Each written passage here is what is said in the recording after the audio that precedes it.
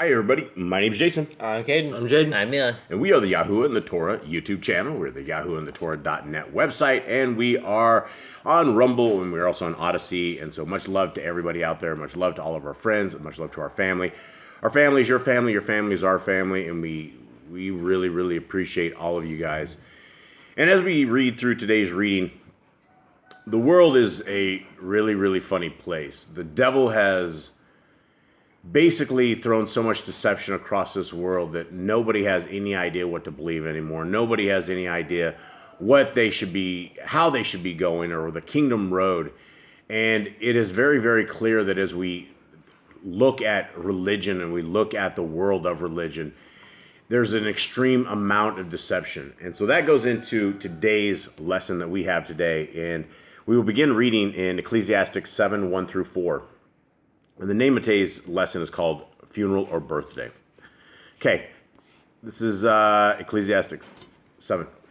A name is better than precious oil, and the day of death than the day of one's birth. It is better to go to the house of mourning than to go to the house of fasting, for that is the end of all men, and the living take it to heart. Sorrow is better than laughter, for by the sadness of the face the heart becomes better. The heart of the wise is in the house of mourning, but the heart of fools is in the house of rejoicing. Now those are pretty grim words, but it goes into a little bit with our lesson for today. And if you guys are reading with us in A Bible in a Year, it is Genesis 36 to 38. You're cruising right along through Genesis, and hopefully there's a couple of you guys out there that are reading the scriptures in a year. And it doesn't matter when you pick this up and when you take on with this. It would probably be better if you start at the very beginning. But you can start at any point across this. And so you're in Genesis Day and in Matthew 10, 21. Ecclesiastes 7, 2. It is better for the house of mourning than to go to the house of feasting. I guess I said fasting. Did I say fasting? I think I said fasting that. You did. Does it say? Does it actually say that? No, I think it says feasting. Better the day. So, yeah, it is feasting. Then go to the house of feasting. So yeah, I misread that, guys. So it is the actual proper reading of that. It is better to go to the house of mourning than go to the house of feasting. Okay, so Ecclesiastes 7, 1 through 4 is what we just read. If you visit some of the old New England churches, you'll notice that many of them have a cemetery in the churchyard. The windows in the sanctuary are filled with clear glass rather than stained glass, so the pastor would see the graveyard as he preached. As he communicated his message to the congregation, a very serious message was being communicated to him. 250 years ago, Christians believed that the central mission of the church was to bring men and women into a right relationship with God. That's why they constructed their church buildings and see-through windows. They wanted their pastors to continually be reminded of the seriousness of their calling. Everyone who sat in the pews before them each Sunday would eventually fill a place in the cemetery and ultimately stand before Yahuwah to be judged. Now we come to the year 2023, where many of us have discovered that churches are an act of fraud and disobedience. We were taught from our youth that we were to worship on a Sunday, not a seventh-day Sabbath. We were taught that all food has been made clean, when in fact foods like pig, lobster, and shrimp aren't even what Leviticus 11 calls food. We were told that we could ask Jesus into our hearts and we could simply ask forgiveness anytime we had sinned and Jesus would forgive us. But again, as we read Scriptures tells us that we need to obey the laws of Yahuwah. That we need to fall on our knees in fear and trembling because we are wretched men with dark hearts. We were even told that the laws of our Creator don't matter anymore because our Messiah Jesus came and took all the laws away. Every single bit of that are words out of Satan's mouth and not what Yahuwah has taught us in Scriptures. So regardless of the clear windows and the preacher's Bible thumping, if we aren't aligned with the Torah and our Messiah, there is no kingdom for us. The teacher of Ecclesiastes also lived with the reality of death.